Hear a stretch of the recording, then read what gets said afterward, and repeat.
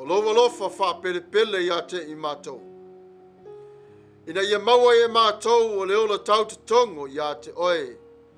I lea aso ma le aso. Ai le ngata I lea.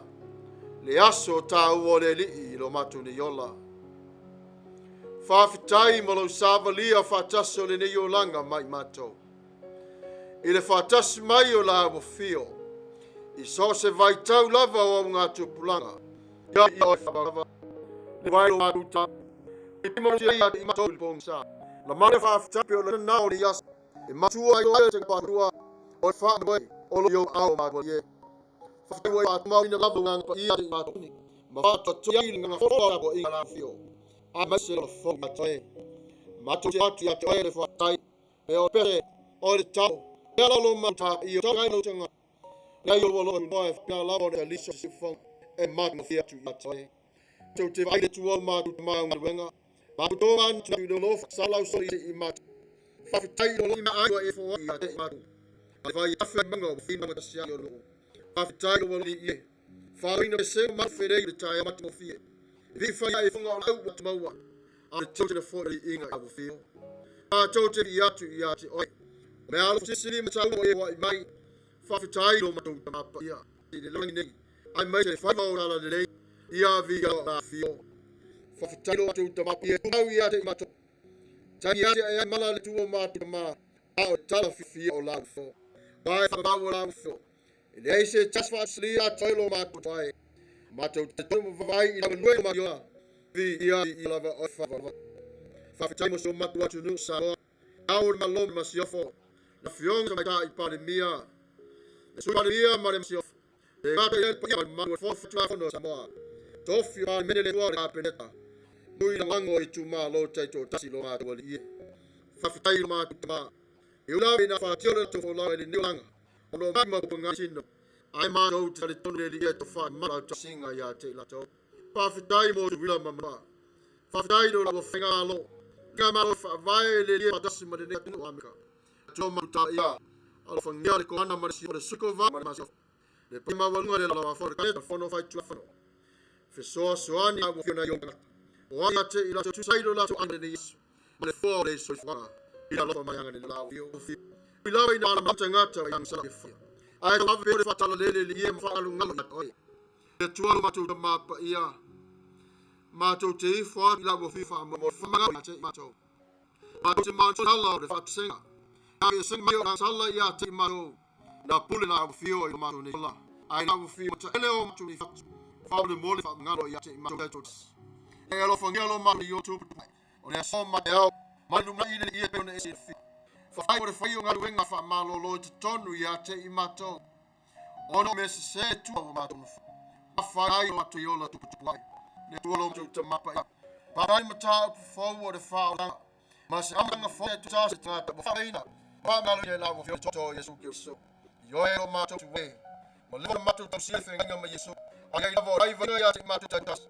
Le matu fa pe atua ile tuai pa mo le fa no matu fa tu tua me fa moe o lo o tu pe numero no fa le tua lo tu ma fa mo le tali mai matu le fa le fa no fio matu ma pa fia I matu la I pa e tu lo matu ye la e o nang e fa pa ti so ai nga le ma fa o masili ya oi pa galo lo matu va tu se ilo o tu ma to ma ka sia ai mai so ka le sia wa o le la lo langi atoa le ie lo matu tama na to fa to senga mo mauti no o e la ngora mai o le tau sano ma to ye le fai ye e fai to ya tma o tma fa wi no ma tungang ya tu ma bo yo ma to pa fa mai tang ya tu o ma to loto le nei tu la o wa o me sa fa le to nuai I ma to mo si o mi ai ma to o le ma to o fa tu ai ya bo fio fa mo le o mai bo fio ya ma tu le o ta ma to ti lo ai fio e ne lo fio ma to le fa e mana mio le so ani ma fio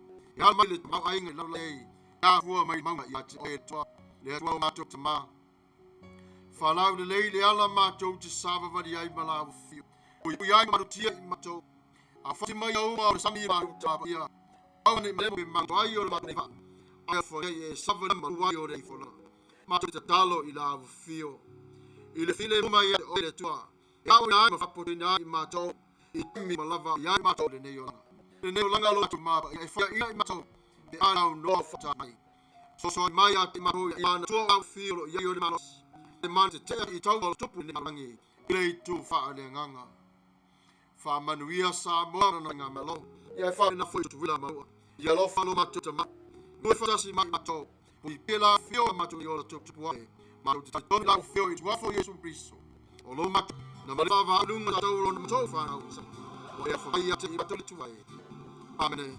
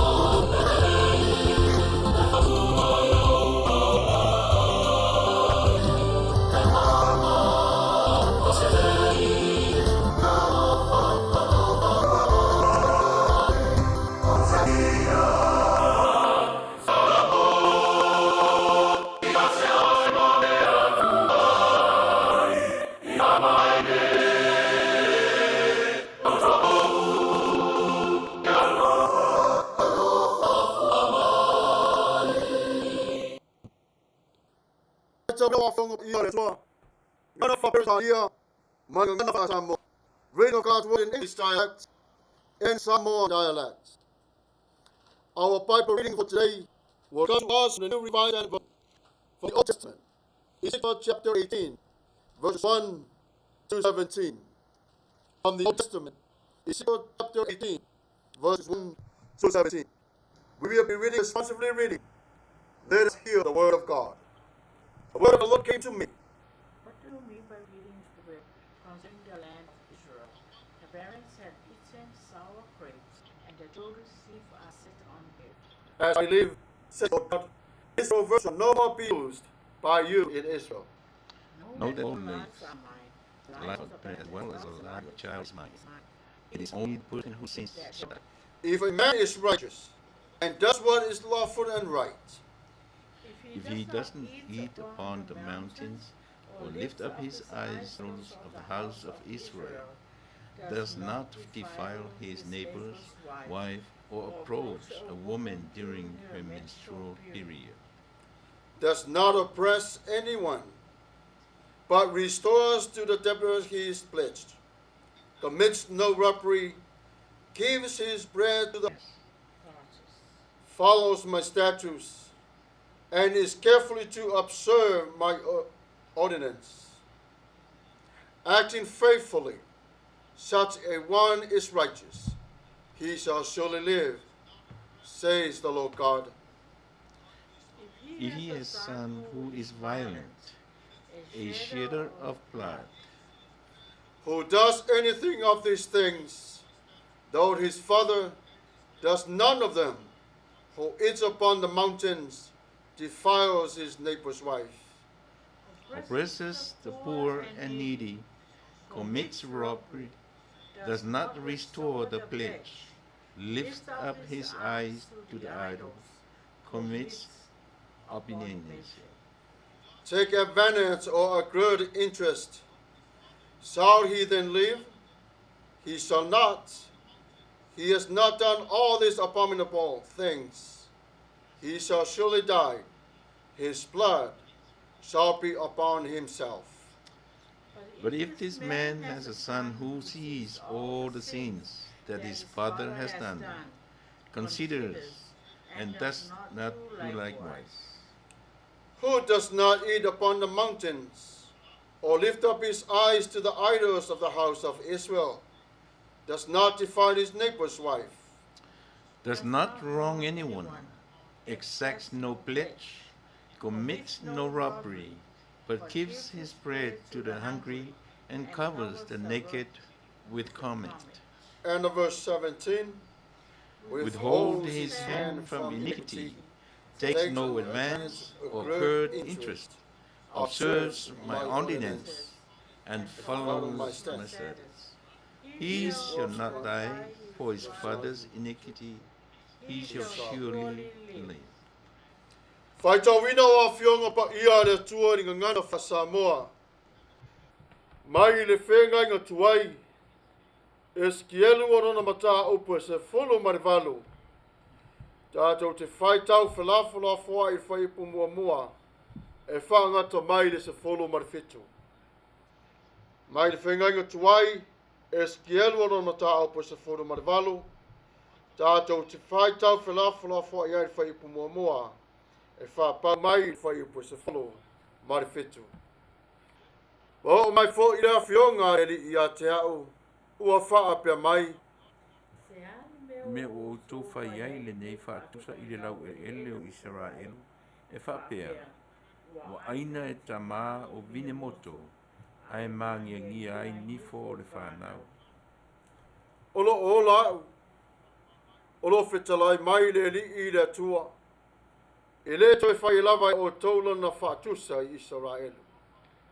Auta, o nganga uma, o lava I la tau, e pei o le anganga o le tamā o na whai mo, e whapea fo I le anganga o le atali, o le tangata e angasala e o tia.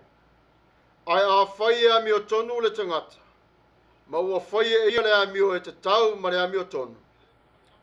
Wa ia le ai I lunga o le maunga, wa le te pae I tupua o le ainga o Israel. Wa ia le whaaleangaina le awā a le tasi tangata. Wa ia le whaalatarataane I se whawhine o lo o na whaia le mai. Ua ia le whasauā I se tasi. Ua ia toi avatu le mea na tuu. Whawhatau e le ua ai tālafu I a te ia. Ua ia le whao se mea a se tasi. Ua avatu ana mea e ai I le ua fia ai. Ua wha o fuina foi Le ua le lava lava. E le avatu se mea e au mai ai se tutongi whaasili. E le italia se mea e whaasili. Ua whaafoi lona lima ai le ami o le tonu. Ma ua whai whaamasinonga tonu i lea tangata ma lea tangata. Ua ia savali autu la fono. Wana ana i au whaamasinonga. E whaia ma le whaamaoni. Wami o tonu o ia. E ola lava ia. O lo whetalai mai ai le li i le tua. A whai e whanaua e ia se atari i e sau. Ma le whaamaringi toto. Ma ua whaia se tasi o ia mea. Ua ia le whaia fōi mea tau uma. A ua ia i lunga o manga. Ma ua whaare anga ina le a vā le tas tangata. Whasa wā i le ua puapua ngā, ma le ua mativa. Ua ia whao mea, e le itoe avatu le mea na tu u whaafātau. Ua te pā e itupua, ma ua whai mea ino sia. Ua ia avatu mea e au mai ai se tongi whaasili. Ua ia taria fōi mea e whaasili. Pe ola ea ia. E le ola lava. Ua ia whaia ia mea uma e ino sia. E matua oti lava o ia. Ia te ia lava lona toto. Whauta fōi, e whanaua e ia sona tarii. E wa ai e ia i anga sala uma e whaia e lona tama. Ma ua maa whau, ma ua le whaia e ia mea whapea.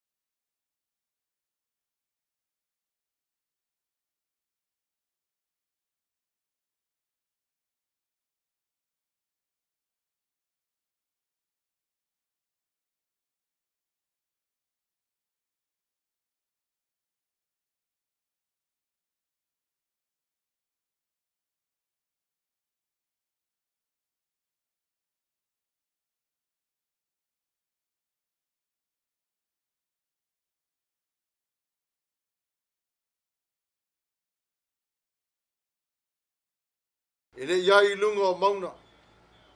Ele te pā e te pua le aingo Israel.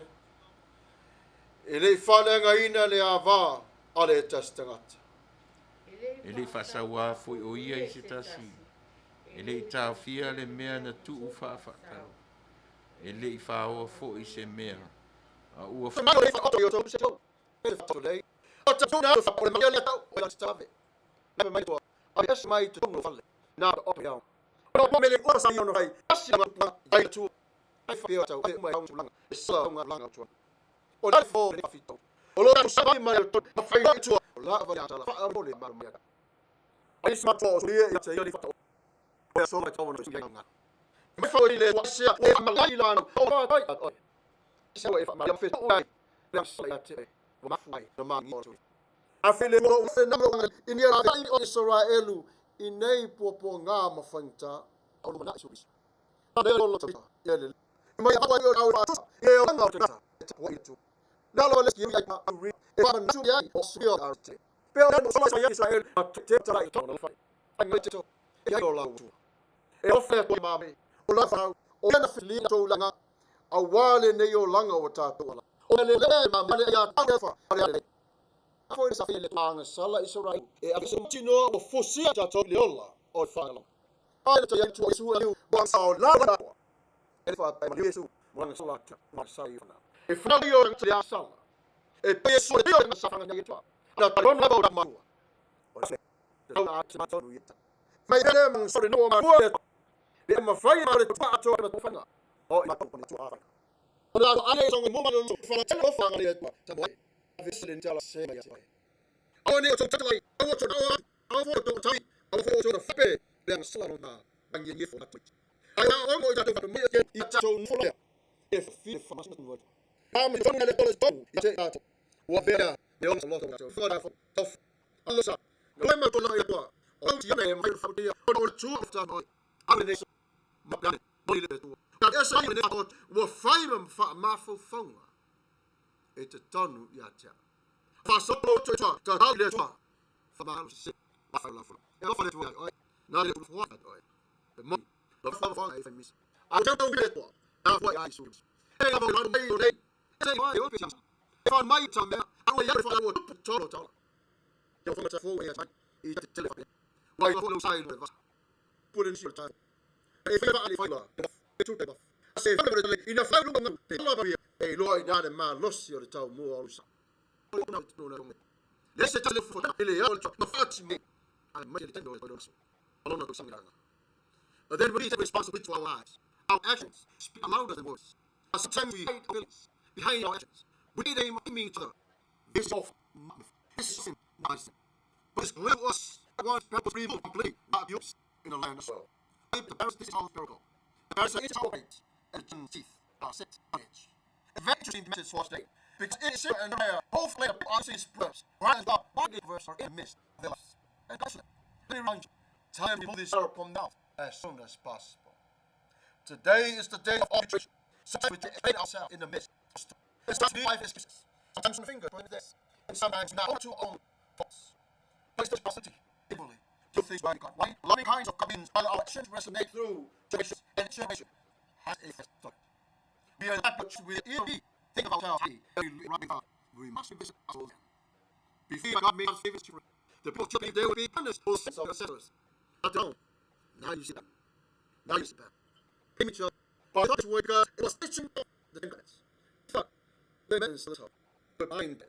They were blind. Ezekielu that destruction to Jerusalem. They didn't know the spiritual life because of the sin. Anyway, not only that. But it's to remove ever the people that is not so maybe our spirit is not here spitting. Good life. It's all I do. In the land of Maia, I do so be enough. It's first accountable to God for our sins. It did. People should use the suffering. Number of our blessings and use disobeyed. So you vote out. Go now. You're not equipped. You look God. You live peace. You be spirit.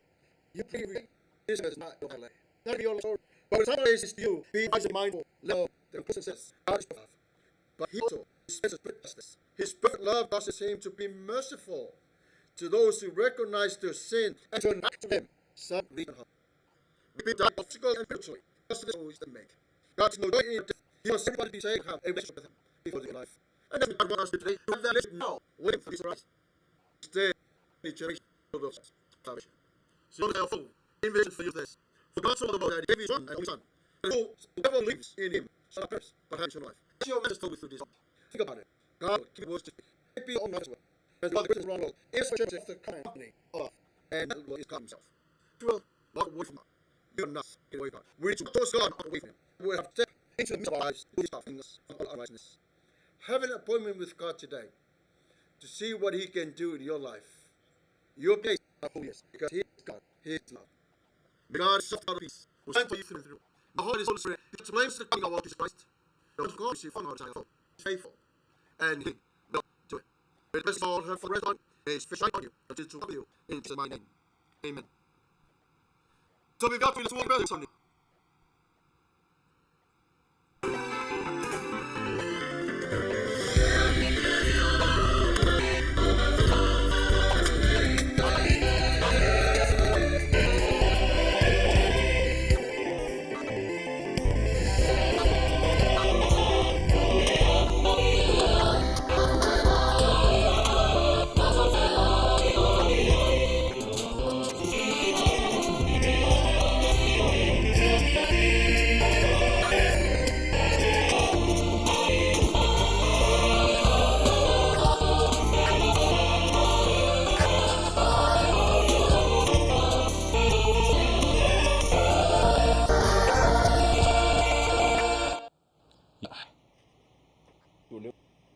Mai di foto ngaya wan lu partai lo sungai ini FAITAU ela on tamo ini la o yo ia afe ma mai tatu ya ti dia fusi mo fu ia ne o male foi no retro pote ma tatu au ma sandia sa ia on fle tu lo ia tu na ti au foi le tua tanga sungai au to ma fu ma tu ma ni les ani si au na ia su i pandanga se va ai mu to no wo ne ai nan se va il fa usi le to no va ai si ha wa fi ngai man so balang iya faulia fatia ia vai tapi filo ele atu no tuia sa ia na limiri yo ya to fa tu ma ia musi te le su yo pa no ia mo rapna pa na ia si o mo ia me wa ia si e tu ru si pe se f filan meria to tua nanga nei ekalisia vai vai mata amata ia e fa pena tu sama tu tala o en tatu Lotu fa tasio nei aso ia alu male mana le upu fola mo se me taua ina mo se me nga mo matu ole mesilina